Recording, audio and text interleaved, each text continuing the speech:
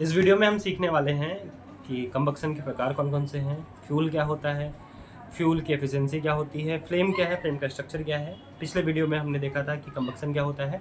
मैं एक बार वापस रिवाइज कर लेता हूँ, दोहरा लेता हूँ कि जब कोई ऑब्जेक्ट ऑक्सीजन के साथ रिएक्ट करता है और आपको हीट देता है, साथ ही साथ लाइट दे रहा है तो अच्छी बात है, नहीं दे रहा है तो भी अच्छी बात है। तो ये प्रक्रिया जो होती है उसको कंबक्शन कहते हैं। साथ ही साथ हमने ये देखा था कि ऑक्सीजन क्यों इम्पोर्टेंट है, ऑक्सीजन के ना रहने पर आग का क्या होता है, आग को बुझाने के लिए फायर फाइटर्स किस चीज़ का इस्तेमाल करते हैं और कौन कौन सी ऐसी चीज़ें हैं जिसका हम इस्तेमाल करते हैं आग को बुझाने के लिए। अब आते हैं कंबक्शन या जल, जो चीज़ें जलती हैं उसके प्रकार कौन कौन से होते हैं। तो अ, पटाखों से चालू करते हैं वापस कि जब आप पटाखे जलाते हैं तब आपने क्या देखा होगा कि जैसे ही आप पटाखे के वो जो लरी होती है उस पर टच करते हैं वैसे तुरंत जल जाता है और बुझ जाता है, ब्लास्ट हो जाता है या धमाका हो जाता है।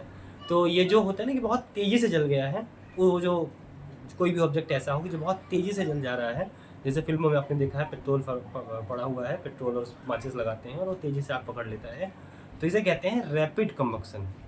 ठीक है, त्वरित ज्वलन कहते हैं इसको, बहुत तेज़ी से जल जाता है। ऐसे ही इसका अपोजिट है कि जब कोई चीज़ बहुत समय लेके तब जलती है तब वो स्लो कंबक्शन कहलाती है। ठीक है, धीमी ज्वलनशीलता होती है उसकी। और कई ऐसे मामले हैं, आपने सुना होगा या जो ज़मीन के नीचे काम कर रहे होते हैं माइंस में, आपने सुना होगा कि अचानक माइन में आग लग गई या जंगलों में आग लग गई, वहाँ पे किसी ने आग लगाई नहीं पर अपने आप आग लग गई। तो जो ऐसे आग लग जाते हैं उसको बोलते हैं स्पॉन्टेनियस इग्निशंस, या ये जो होता है ये माइंस में है। फायर फायर फॉरेस्ट फायर जंगल की आग में ये सुनने को मिलता है। स्पॉन्टेनियस का मतलब होता है खुद उसी जगह पे जो अपने आप तुरंत हो जाए, तुरंत ऐसे ऐसे चुटकी बजा के, इस तरीके का आग होता है। तो ये तरीका होता है 3। इसके अलावा एक और तरीका होता है जो एग्जांपल हमने इस कॉन्सेप्ट की शुरुआत में लिया हुआ था कि पटाखे जब आप जलाते हो तो पटाखे न सिर्फ जलते हैं बल्कि जलने के बाद जहाँ बाकी ऑब्जेक्ट जलने के साथ हीट और लाइट देते हैं वहीं पटाखे या बम जो होते हैं अलकायदा वालों और इन लोगों का, हालांकि ठीक है ये उदाहरण नहीं दे। तो पटाखा जो होता है फायर क्रैकर्स, उसमें जब आप आग लगाते हो तो क्या होता है कि बहुत तेज आवाज़ होती है और ऐसा जो भी आग लगता है उसको कहते हैं एक्सप्लोजन या धमाका। पर प्रश्न ये है कि तेज आवाज़ तो गुब्बारे को फुलाने पे और उसके फूटने पे भी होता है, तो क्या वो भी ब्लास्ट है या एक्सप्लोजन है? नहीं, वो नहीं है, क्योंकि उसमें हीट नहीं जनरेट हो रही है। ठीक है, ऊर्जा नहीं पैदा हो रही है। आ, तो इसकी वजह से जो उसमें ऊर्जा नहीं पैदा हो रही है, हीट नहीं पैदा हो रही है, इसकी वजह से वो एक्सप्लोजन नहीं है, वो धमाका नहीं है, वो ब्लास्ट नहीं है। वहीं पे जो फायर क्रैकर्स हैं या बम हो, जब वो फुटते हैं तो उसके आसपास के एरिया में बहुत ज़्यादा हीट पैदा होती है और वो डिपेंड करता है कि किस प्रकार में उसके अंदर एक्सप्लोजर का इस्तेमाल किया गया है। टीएनटी या न्यूक्लियर बम होता है तो फिर आपको उसकी कहानी पता है कि अगर एक जगह न्यूक्लियर गिरता है तो क्या होता है। तो इस प्रकार एक होता है रैपिड, एक होता है स्लो, एक होता है स्पॉन्टेनियस और एक होता है एक्सप्लोजन। इस तरीके से कंबक्शन के हमारे प्रकार हैं। अब हम आगे बढ़ते हैं फ्लेम पे। तो मोमबत्ती आपने जलाई होगी, अगर आपने नहीं देखी है मोमबत्ती, जलती हुई मोमबत्ती कैसे दिखती है तो घर जाइए, और अगर आप घर में ही हैं तो मोमबत्ती उठाइए, मोमबत्ती को जला लीजिए। और अगर ये रात में आप वीडियो देख रहे हैं तो लाइट बंद कर दीजिए, अंधेरा कर दीजिए, ज़्यादा बेहतर वो दिखेगा आपको। जब आप देखेंगे तो आपको दिखेगा कि एक तिलक स्वरूप में है वो, एक इस ऐसी स्ट्रक्चर होती है जहाँ पे नीचे से शुरू होती है, बीच में मोटा होता है, उसके बाद में वापस दोनों कोने जुड़ जाते हैं। जब आप ये देखेंगे तो सबसे ऊपर वाला भाग जो होता है वो बहुत एक पतली सी लाइन होती है ब्लू कलर की, उसके बाद येलो होता है और नीचे किनारे किनारे पे जो होता है वो ब्लू होता है, वो उसका स्ट्रक्चर होता है, वो फ्लेम होता है। अच्छा, फ्लेम कब पैदा होता है? फ्लेम पैदा होना और जलना दोनों में कहाँ डिफरेंस है, कब पैदा होगा कब नहीं होगा? जब आप लकड़ी को जलाओगे तो फ्लेम नहीं पैदा होगा, ऐसा शुरुआती समय में नहीं होगा, पर जब लकड़ी पूरी तरीके से जलने लगेगी तब उसमें फ्लेम पैदा होगा। तो जब भी कंबक्शन हो रहा है और वहाँ पे जो ऑब्जेक्ट है या जो भी सब्सटेंस है जो जल रहा है वो खत्म हो रहा है धीरे धीरे, ठीक है, वो वेपराइज हो रहा है या वो जल रहा है, तो वहाँ पे फ्लेम पैदा होगी। मोमबत्ती हो जा रही है, लकड़ी हो रही है, कागज़ हो रहा है, वो चीज़ें जल रहे हैं, उसके अंदर से राख निकल रहा है, तो उस दौरान आपका फ्लेम होगा, फ्लेम बनेगा। तो ये होता है फ्लेम की कहानी। स्ट्रक्चर ऑफ फ्लेम कैसा होता है, जैसे कि मैंने आपको बताया कि जब आप फ्लेम को देखेंगे तो सबसे ऊपर जो है बाहरी किनारा जो होता है वो नीले कलर का या ब्लू कलर का दिखता है, उसके अंदर जो होता है वो हल्का सा ऑरेंज कलर का आपको दिखेगा और उसके अंदर का जो है वो पूरा येलो कलर का दिखता है। जो सबसे ऊपर का लेयर होता है वहाँ पे ऑक्सीजन जो होता है बहुत एम्पल अमाउंट में, बहुत अच्छे अमाउंट में पहुँच रहा है, तो वो उसको कहते हैं कि ऑक्सीजन अच्छे से पहुँच रहा है तो ब्लू फ्लेम देगा। ब्लू फ्लेम आ रहा है तो कम धुआं होगा, ज़्यादा जलेगा, और उसकी जो हीट होगी वो ज़्यादा होगी, तो वो कम टाइम में या कम अमाउंट में भी ज़्यादा हीट दे सकती है। जो ऑरेंज होता है वहाँ पे जो ऑक्सीजन का अमाउंट होता है वो मीडियम सा होता है, कम ज़्यादा डिपेंड करता है कि एवरेज है, तो वो ठीक है, वो ब्लू से कम हीट दे रहा है पर येलो से ज़्यादा देगा। और जो येलो होता है वहाँ पे ऑक्सीजन उस अमाउंट पे नहीं पहुँच रहा है जिस अमाउंट में पहुँचना चाहिए, तो इस पर ज़्यादा टाइम लगेगा चीज़ें गर्म होने में। और जो सबसे आखिरी होता है वो होता है ब्लैक ब्लैक। अगर ऑक्सीजन पहुँच ही नहीं रहा है तो आपने कभी टायर जलाया हो अगर, या आपने कभी तारकोल जो सड़क बनाने के लिए काम आता है वो उसको जलता हुआ देखा हो, तो आपने देखा होगा काले काले पार्टिकल्स उड़ते रहते हैं आजू बाजू, या उसका धुआं जो होता है बहुत ज़्यादा काला होता है, तो वो ये दिखाता है कि वो ऑक्सीजन नहीं पहुंच रहा है, उसके सब्सटेंस में जो हो रहे हैं वो बहुत ज़्यादा कार्बन का अमाउंट है और वो कार्बन बाहर आ रहा है। तो ये है फ्लेम का स्ट्रक्चर, फ्लेम कैसा दिखता है। इसके बारे में फिर से एक बार बता दे रहा हूँ कि अगर ऑक्सीजन प्रॉपर अमाउंट में पहुँच रहा है तो वो ब्लू फ्लेम में जलेगा, और ब्लू फ्लेम को बेस्ट मानते हैं। यही रीज़न है कि जो गहने बनाने वाले लोग हैं या जो ऐसा काम है जो गैस वेल्डिंग कर रहे हैं, कभी आप गैस वेल्डिंग कराने जाइए तो आप देखोगे कि वो सेट करते हैं। सेट करने के बाद जो उनका नोजल होता है उस पर जब वो तब तक गैस सेट कर रहे हैं जब तक कि उसमें ब्लू फ्लेम नहीं आ जाता, तो उनका मोस्टली ब्लू फ्लेम आता है। सुनार जो होता है वो भी जब सोने चांदी की गेंदों पे काम करता है तो भी वो जो आग का इस्तेमाल करता है वो उसमें तब तक करता है जब तक ब्लू फ्लेम ना आ जाए, क्योंकि ब्लू फ्लेम में ऑक्सीजन है और ऑक्सीजन प्रॉपर अमाउंट में रहेगा, तो जो प्रक्रिया है वो आसानी से होगी, उसमें हीट कम लगेगा, फ्यूल कम लगेगा। उसके बाद आता है ऑरेंज, जो मोस्टली आप अपने घरों में देख सकते हो। मोमबत्ती जलाओगे तो बड़े आराम से सब दिख जाएगा। जब आप खाना बना रहे होते हो, ऐसी जगह पे खाना बना रहे हो जहाँ पे खिड़की दरवाजे हैं और गैस आ रही है, तो आप वहाँ देखोगे कि आपका जो गैस जल रहा है या स्टोव जल रहा है या कुछ भी है, तो वहाँ पे ऑरेंज, लाइट ऑरेंज फ्लेम दिख रहा है। और येलो तब जलता है जब ऑक्सीजन उसी लाइट ऑरेंज के नीचे येलो दिखेगा, या उस जगह पे जहाँ पे हवा बहुत अच्छी नहीं आ रही है, वेंटिलेशन की सुविधा नहीं है, वहाँ पे येलो दिखेगा। और एक बार फिर बोलता हूँ कि अगर आप टायर जलाते हैं या प्लास्टिक जलाते हैं या चारकोल को जलते हुए देखेंगे या कोयले को, कच्चे कोयले को जलाएंगे या मिट्टी को जलाएंगे, रेत को जलाएंगे, तो ये सब चीज़ें जहाँ पे होंगी वहाँ पे आपको कुछ चीज़ें पार्टिकल्स से काले काले उड़ते हुए दिखेंगे। वो होते हैं black, absence of oxygen, oxygen वहाँ नहीं है और वहाँ कार्बन के पार्टिकल्स वो उड़ रहे हैं। अब आगे बढ़ते हैं फ्यूल पे। तो फ्यूल क्या होता है, कम्बक जैसे शुरुआत में हमने पिछले वीडियो में देखा था। तो अगला टॉपिक है हमारा फ्यूल। जो हमने देखा था पिछले वीडियो में जब मैं आपको कम्बक्शन के बारे में बता रहा था, तो ये चीज़ें हमने बात करी थी कि जो भी चीज़ जलती है या जलने में सहायक होती है उसको कहते हैं ईंधन या फ्यूल, जैसे कि सीएनजी है, पेट्रोल है, केरोसिन है। यही चीज़ है, वापस एक बार दोहराया जा रहा है कि फ्यूल का इस्तेमाल किया जाता है जो आग लगाने में या कम्बक्शन के लिए इम्पोर्टेंट होते हैं, उस पर काम करते हैं, उसको फ्यूल कहते हैं। फ्यूल मिलता कैसे है हमें, तो एक जो सबसे आसान तरीका है वो है कि बहुत साल पहले, 5000 साल पहले, 2000 साल, 10,000, जितना भी पुराना मान लो आप, ऐसा मानते हैं कि 5000 साल पहले जब इस धरती पे एक बहुत बड़ा तूफान आया और सारे जीव जंतु, पेड़ पौधे इस धरती के मिट्टी के नीचे दब गए, और उसके नीचे धरती के नीचे जो हीट है, जो गर्मी है, उससे जल के, सड़ के, ख़त्म होके वो धीरे धीरे उसमें धरती का अंग बनने लगे, हिस्सा बनने लगे, तो धीरे धीरे फ्यूल में कन्वर्ट होने लगे, राख में बदलने लगे, ईंधन में बदलने लगे। ऐसे जो फ्यूल मिलते हैं उनको हम जीवाश्म ईंधन कहते हैं, जिसको अंग्रेजी में कहा जाता है फॉसिल फ्यूल, और उससे धीरे धीरे हमको मिलता है। उन्हीं में से हमने धरती में से निकालना शुरू किया है, जैसे कि petrol, kerosene, petroleum gas, CNG और एलपीजी, ये सारी चीज़ें जो है वो ये जो है उसी जीवाश्म ईंधन है, ज़मीन में से मिलती हैं, और ये बहुत लिमिटेड है, ये नॉन रिन्यूएबल एनर्जी सोर्सेज है। तो जो रिन्यूएबल और नॉन रिन्यूएबल है इसके बारे में हम फिर कभी किसी और वीडियो में देखेंगे।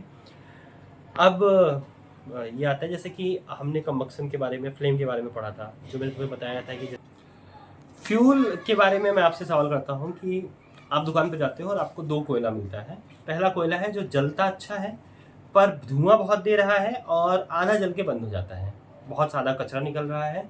और दूसरा जो है, और थोड़ा सस्ता है, ठीक है, सस्ता मिल रहा है, वो मान लो कि 100 रुपये किलो मिल रहा है या 100 रुपये का एक पैकेट मिल रहा है। वहीं दूसरा कोयला है जो पिछले वाले से थोड़ा ज़्यादा जलता है थोड़ा कम कचरा फेंकता है या जो राख है वो देता है, और पिछले वाले से 50 रुपये ज़्यादा महंगा है। उसके पैकेट की प्राइस जो है 150 है। और तीसरा वाला जो कोयला है वो एकदम लंबे समय तक चलेगा, और उसमें क्या है, राख बहुत कम आता है, ऑलमोस्ट 1% राख निकलता है, और उसकी हीट बहुत अच्छी रहती है, पर उसकी जो प्राइस है वो पहले वाले से 2 गुना है, मतलब 200 रुपये का है वो। तो आप कौन सा पैकेट लेना चाहेंगे, कौन सा कोयला लेना चाहेंगे, तो ये डिपेंड करता है। तो इसका उत्तर जो है हो सकता है, मैं आशा करता हूँ कि आप कहोगे तीसरा वाला, क्योंकि तीसरा वाला जो सबसे ज़्यादा समय तक जल रहा है। तो हाँ, यही है एक आइडल फ्यूल या आदर्श फ्यूल की जो है ईंधन की जो है ना वो प्रॉपर्टी यही बताती है कि जो चीज़ ज़्यादा से ज़्यादा हीट दे, कम से कम गंदगी निकाले, ठीक है, कम से कम गंदगी निकाले, ज़्यादा से ज़्यादा हीट दे, और उसके जो फ्लेम है वो मोस्टली ब्लू रहे, ठीक है। तो ये तीनों ही कोयले के उदाहरण से मैंने आपको जो समझाना चाहा वो ये था कि जो ईंधन है उसकी जो प्रॉपर्टी होती है, अच्छा ईंधन होने की जो प्रॉपर्टी होती है वो होता है कि वो कितना ज़्यादा हीट दे सकता है, कौन से फ्लेम के साथ जल रहा है, और कितना कम कचरा, राख या जो उसका सब्सटेंस बचा हुआ है वो निकालता है। और इसी तरीके से जब किसी आइडल फ्यूल को, हालांकि आप किसी भी चीज़ को, वर्तमान में जितने भी फ्यूल हैं किसी को आइडल फ्यूल नहीं कह सकते, क्योंकि सब में कोई ना कोई समस्या है उसकी वैल्यू के हिसाब से। पर फिर भी इन सब में अगर हमको जज करना हो या इन सब में हमें देखना हो, तो एक जो पॉइंट हम रखते हैं वो होता है कैलोरिक वैल्यू, कि 1 किलो फ्यूल जलाने पर हमें कितनी हीट मिलेगी। इसको कहते हैं उस सब्सटेंस का या उस फ्यूल का कैलोरिक वैल्यू। कि मान लीजिए कि अगर 1 किलो आपने 1 किलो कोयला जलाया तो आपको 5000 किलो जूल एनर्जी मिली। एनर्जी का जो यूनिट होता है वो किलो जूल होता है। तो उसके सामने से जो कंपेयर करेंगे तो हमारे पास आएगा हमारा कैलोरिक वैल्यू, ठीक है, कि ये इसकी वैल्यू है। तो जितनी ज़्यादा कैलोरिक वैल्यू इतना अच्छा फ्यूल। और आज के समय में अगर हम लिस्टिंग करें तो हम जो चीज़ इस्तेमाल करते हैं उसमें से हम कोयले के कंडे से लेके, गोबर के कंडे से लेके एलपीजी सिलेंडर का इस्तेमाल करते हैं। पेट्रोल है हमारे पास, लकड़ी है, कोयला है, केरोसिन है, सीएनजी है, एलपीजी है। इन सब में बायोगैस है, हाइड्रोजन गैस है। इन सब में सबसे कम जो होता है वो कंडे का होता है, क्योंकि आपको पता है जब आप गोबर का जो उपला होता है जिसको कंडा भी कहते हैं बहुत से इलाकों में, उत्तर प्रदेश के और गुजरात के, तो वो जब जलता है तो सिर्फ आग पकड़ता है और बाद में पूरा ऑलमोस्ट उसका 90% जो होता है आपको उठा के फेंकना पड़ता है। सेम चीज़ कोयले के साथ में होता है कि कोयला का 50% से ज़्यादा का जो सब्सटेंस होता है वो राख बन के पड़ा होता है। पर जब आप एलपीजी लगाते हो अपने सिलेंडर में तो आपको कोई भी राख नहीं मिलता है, पर फिर भी हीट की जो अमाउंट है वो बहुत ज़्यादा नहीं मिलती है। सबसे बढ़िया जो होता है वो हाइड्रोजन माना जाता है, और उसका इस्तेमाल हम फाइटर जेट में करते हैं, और एल्कोहल वगैरह सब अपनी कैलोरिक वैल्यू के हिसाब से अलग अलग जगहों पे इस्तेमाल किए जाते हैं। तो ये होता है कोई भी फ्यूल का कैलोरिक वैल्यू और उसके अच्छे या बुरे होने का सबूत। पर अब सवाल ये है कि अच्छे और बुरे से क्या फ़र्क पड़ता है? क्या ही फ़र्क पड़ेगा कि हम अच्छा गोबर का कंडा इस्तेमाल करें या हम गीली लकड़ी या लकड़ी इस्तेमाल करें। तो एक तो नुकसान होगा हमारे जेब का, हमें बहुत समय तक बैठे रहना पड़ेगा, जलाना पड़ेगा, ज़्यादा खर्चा करना पड़ेगा। और दूसरा नुकसान होगा हमारे पर्यावरण का, क्योंकि आपने देखा होगा कि जब कहीं कंडा जलता है, लकड़ी जलती है, तो वहाँ पे तो जैसा आप याद कीजिए, पिछले उदाहरण में मैंने आपको बताया था कि जब कोई चीज़ जल रही है और उसमें से काला काला धुआं निकल रहा है बाहर, तो वहाँ पे ऑक्सीजन नहीं है, और वो जब जो पार्टिकल उड़ेगा वो हमारी सांसों में जाएगा, हवा में जाएगा, हमारे वातावरण में जाएगा, तो क्या क्या नुकसान हो सकता है। तो सबसे पहला तो चलो पैसे खर्च हो रहे हो तो ठीक है, पर आपने एक बहुत ध्यान दिया होगा, देखा होगा कि जब लकड़ी जल रही है और धुआं निकल रहा है, आप उसके पास बैठते हैं तो आपको सांस लेने में दिक्कत होने लगती है, आप खांसने लगते हैं। तो क्योंकि ऑक्सीजन आपके लिए भी उतना ही इम्पोर्टेंट है, उतना ही ज़रूरी है। तो अगर आग को नहीं मिल पा रहा है तो आपको नहीं मिलेगा, ऑब्वियस है। दूसरा ये नुकसान होता है कि मान लीजिए एक मैं आपको उदाहरण बताता हूँ। अगर कोई लकड़ी है, गीली है या कोयला है और वो ऑक्सीजन के ना रहने पे जल रहा है, तो वो एक गैस निकालेगा जिसका नाम होता है कार्बन मोनोऑक्साइड। इसका केमिकल फार्मूला होता है CO। और अगर ये हमारी सांसों में चला जाएगा 3 से 4 मिनट के लिए, 5 से 6 मिनट के लिए, तो कार्बन मोनोऑक्साइड अगर 3 से 4 मिनट आपकी सांसों में चला जाएगा तो आपको अस्थमा हो सकता है, आपको दमा हो सकता है, आपको फेफड़े की बीमारी हो सकती है। ये उतना ही नुकसानदायक है जितना 3-4 पैकेट सिगरेट पीना। और उसके अलावा अगर ये ज़्यादा लंबे समय तक आपकी सांसों में जाएगा तो आपका जो तंत्रिका तंत्र है, जो आपका नर्वस सिस्टम है पूरा, उसको ख़त्म करके आपकी मौत का कारण बन जाएगा। तो ये इस तरीके से नुकसान कर सकता है। इसके अलावा जो लॉन्ग टर्म का नुकसान है वो ये होगा कि जब ये सारी चीज़ें, पार्टिकल्स जो होते हैं या ख़राब फ्यूल का इस्तेमाल, उसके जो धुएँ होते हैं हवा में पहुँचता है, ओजोन लेयर को नुकसान पहुँचाता है, ऑक्सीजन के अमाउंट को कम करता है, और साथ ही साथ ये सब चीज़ें जब ऊपर पहुँचते हैं ना, तो वहाँ के लेयर को धीरे धीरे गर्म करने लगते हैं। तो यहाँ से चालू होता है एटमॉस्फेरिक पॉल्यूशन और एटमॉस्फेरिक प्रॉब्लम, जैसे कि एसिड रेन, ग्लोबल वार्मिंग। ठीक है, अब एसिड रेन क्या है? तो एसिड रेन ऐसा होता है कि यही सारे पार्टिकल्स जो कि उड़ के ऊपर जा रहे हैं, गाड़ियों में से निकलने वाले धुएँ, कारखानों में से निकलने वाला धुआं, इनकम्प्लीट कंबक्शंस का जो धुएँ हैं, ये ऊपर जा रहे हैं और ऊपर जाते हैं और एक लेयर फॉर्म कर देते हैं। तो जैसे पानी बरसता है, पहला पानी बरसता है और वो नीचे आके गिरता है, तो वो उस पानी के साथ में नीचे आ जाता है, और नीचे आ जाता है तो वो पानी जो होता है वो हार्मफुल बन जाता है। और जो वो इसलिए, और वो हार्मफुल होता है हमारे लिए, सारे एनिमल्स के लिए, पेड़ पौधों के लिए। और इस प्रक्रिया को, इस बरसात को कहते हैं एसिड रेन। और यही कारण है कि जो घर के बड़े बुजुर्ग होते हैं वो कहते हैं कि कभी भी पहले बारिश में नहीं भीगना चाहिए, वरना बीमार पड़ जाओगे, फोड़े फुंसी आ जाएंगे। तो उनके पास उनका तो लॉजिक है कि पहला नहीं करना चाहिए, अपशगुन होता है ये वो। लेकिन साइंटिफिकली भी सही है, नहीं करना चाहिए, पहले बारिश में नहीं नहाना चाहिए, क्योंकि वो मोस्टली एसिड रेन होता है और उसके साथ बहुत सारी गंदगियाँ ज़मीन पे आ रही होती हैं। तो ये एक समस्या है। ग्लोबल वार्मिंग, तो ग्लोबल वार्मिंग की प्रक्रिया ये है कि कार्बन डाइऑक्साइड के अमाउंट धीरे धीरे बढ़ने से एटमॉस्फेयर में, जो कि हमारे इनकम्प्लीट कंबक्शन या बाकी सब धुआओं की वजह से हो रहा है, तापमान बढ़ रहा है। आप महसूस कर सकते हो कि पहले जो गर्मी होती थी वो बहुत कम होती थी या इससे कम होती थी, अब धीरे धीरे और ज़्यादा हो रही है। अभी भी फ़िलहाल बारिश हो रही है, बारिश के पहले गर्मी होती है, फिर बारिश होती है, हमको राहत मिलती है, फिर गर्मी होती है। तो गर्मी का जो प्रचंड प्रकोप हमारे ऊपर फैला हुआ है, उसका कारण यही है कि धीरे धीरे जो गर्मी, जो पृथ्वी का तापमान है वो बढ़ रहा है, थोड़ा थोड़ा बढ़ रहा है। उसको कहते हैं ग्लोबल वार्मिंग या वैश्विक गर्मी कहते हैं। तो ये सारी समस्याएं होती हैं, तो इनकम्प्लीट कंबक्शन या मिस यूज़ ऑफ फ्यूल की वजह से होता है। हम इसी के लिए अब सस्टेनेबल ऑप्शंस की ओर घूम रहे हैं। हम देख रहे हैं कि कौन कौन से ऐसे विकल्प हैं जिस पे हम जा सकते हैं और हमें व्यक्तिगत रूप से और प्रकृति को, पर्यावरण को कम नुकसान पहुँचे। तो ये चीज़ें हैं जिस पे हम काम कर रहे हैं। सोलार जो है इस समय, जो सौर ऊर्जा है, वो एक बहुत अच्छा विकल्प है, पर थोड़ा खर्चीला है। पेड़ लगाना ही सबसे आसान विकल्प रहा है और सबसे आवश्यक विकल्प रहा है। तो आप भी पेड़ लगाइए, कोशिश कीजिए कि कम से कम गंदगी फैलाएं, कम से कम धुआं फैलाएं। और बहुत बहुत धन्यवाद।